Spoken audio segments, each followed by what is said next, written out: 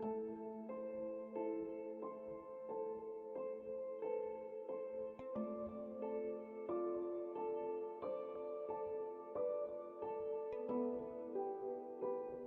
the Lord, everyone. I hope you're doing well. I'm so glad that I can meet you week after week through these programs, and I'm sure that the Lord is speaking to you from His Word. So, all glory to Him.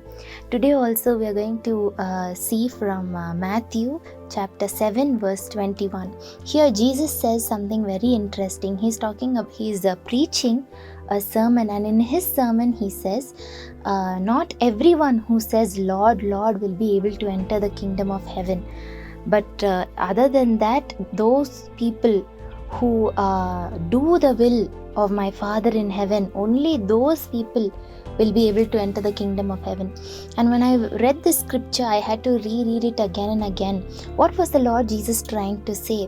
He was saying not all who simply keep telling Lord, Lord will be able to enter. Rather, only those who do His will be able to enter the kingdom of heaven. Many a times in the world that we live today, we have come to learn, or we have come to understand that whatever we say, only that matters. We think only words matter. Words are important. At the same time, what we do matters much more. There are so many things that please God. There are so many things that even displease God.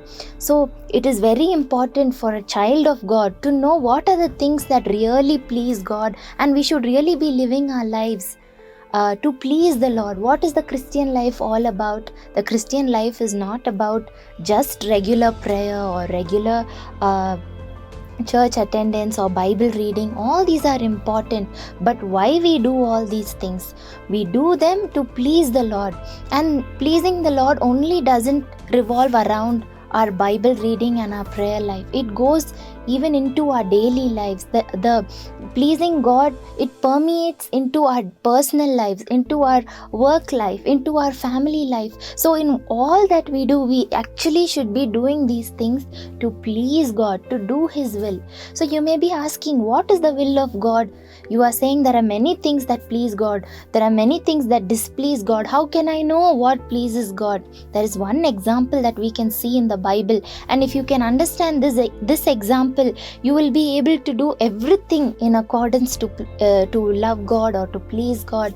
One example that Jesus Himself tells is in Matthew chapter 22 verse 37. The Lord Jesus is talking about which is the greatest and the biggest commandment in the Bible, the most important one, and He said, the first and the greatest commandment is to love the Lord your God with all your heart, with all your soul, and with all your strength. Hallelujah. I am so surprised that the Lord said to love the Lord our God is the first and the greatest commandment. It's not even about obeying God or serving God or having faith in God. But the Lord Jesus was so specific. He said the first and the greatest thing a child of God can do, a Christian can do, is to love the Lord His God with all your heart, with all your soul, and with all your strength. And this love is not a love that stops with our words. It doesn't stop after a Sunday morning church service. This love is something that comes from our heart. This love is translated into our actions. And I pray that today we will all be filled with that love for the Lord Jesus Christ. You know, when we have this special love for the Lord, it helps us to keep all the requirements of God's word. If you love somebody, you will make sure that you will never displease them. If you love someone, you would keep on doing the things that please them, that make them happy. If you love someone, you would think of things to do for them that would put a smile on their face. In the same way, the Lord Jesus was trying to teach the people that what He is expecting from us first and foremost is that we love Him with all our heart, with all our strength, with all our being. And this is a very special kind of love, because this is a love that makes us obey Him, that makes us trust Him. Hallelujah. A small example that happened a couple of weeks back in my house was my little son. He's only 5 years old. He did something wrong and it got me upset. And I was scolding him. I was trying to discipline him, and we got into this argument. I was trying to tell him how what he did was very wrong and he should never do it again. My little son wanted to make me happy. He wanted me to stop being angry. And this is what he told me, Mama, I love you, I will never do it again. And then I asked him again, will you do this mistake again? He said, no Mama, I love you, I will never do it again. And that's when I understood the value of this scripture. That's when the Holy Spirit taught me what it really means to love the Lord your God. For my son, it was not about the punishment that I was going to give him. It was not because I will get angry. The only reason that he will not do that mistake again, next time, even if he was tempted to do the same mistake again, he would never do it because of his love for me, because he would think of me, he would want to make me happy, and in order to please me, my son was ready to not do the same mistake again. I hope you understood through this example. In the same way, the Lord does not want us to obey him because we are afraid of punishment, or if we are afraid of going to hell or getting a curse. The Lord does not want us to obey him because we will be rewarded or we will be blessed. The Lord does not even want us to obey him because we need to be committed to following his rules, but rather the Lord wants us to obey him or follow his principles or keep his word only for one sole reason, and that is because we love him.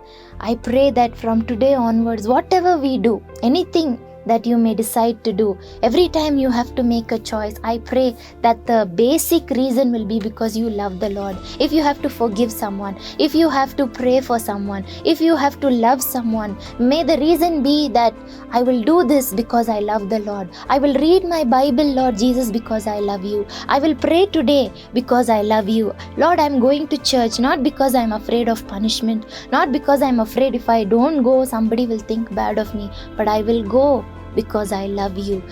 From today onwards, let the love that we have for God be the base for everything. The love that you have for the Lord Jesus Christ, it will strengthen your faith. It will dispel every doubt. Hallelujah. It will give you that perseverance to keep moving no matter what happens. And there are so many aspects to this. Even if you take the 10 commandments that are in the Bible, or any other scripture or commandment that has been given in the Bible, any other rule that the Lord has laid down for our lives, everything becomes easy when we begin to love God. It is no more a burden. It is no more something that we dread to do, but rather it becomes a joy because we are doing it all to please the Lord. 1 John chapter 4 verse 20, it says, if we say that we love the Lord but hate our own brother, then we become liars.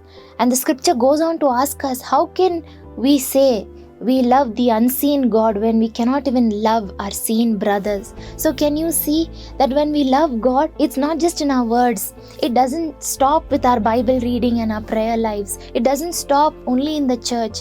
It translates into our actions. It permeates all our lives. So probably you're in your family, and that love goes through you to your family. You begin treating everybody with respect and you value everyone. You begin loving everybody. Your words become filled with love. Your attitudes become filled with love. Why? From where is it starting? It all starts from that love that we have for the Lord Jesus. Isn't it beautiful?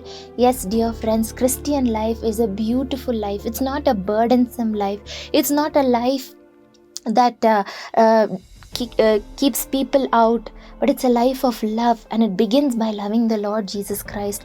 And I pray that you will understand everything that we do, let it come out of our love that we have for Him.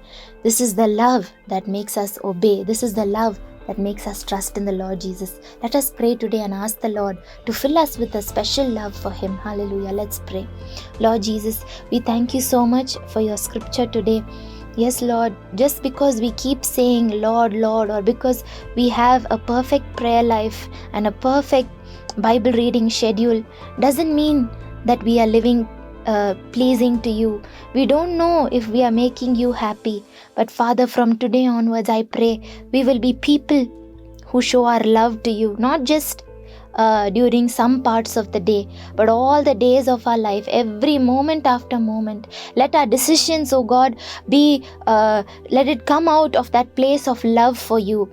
Let us obey you because we love you. Lord, if we love you, we will not be able to hurt you. And I pray we will be the people, hallelujah, who will make you happy all the days of our life. Give us that love. Give us that heart of love. Help us to love everybody, oh God. Hallelujah. Help that love that we have for you permeate into every area of our life, into our workplaces, into our church community fellowships. Hallelujah. In the place where we live, in our neighborhoods, oh God. Hallelujah. In our families, oh Father.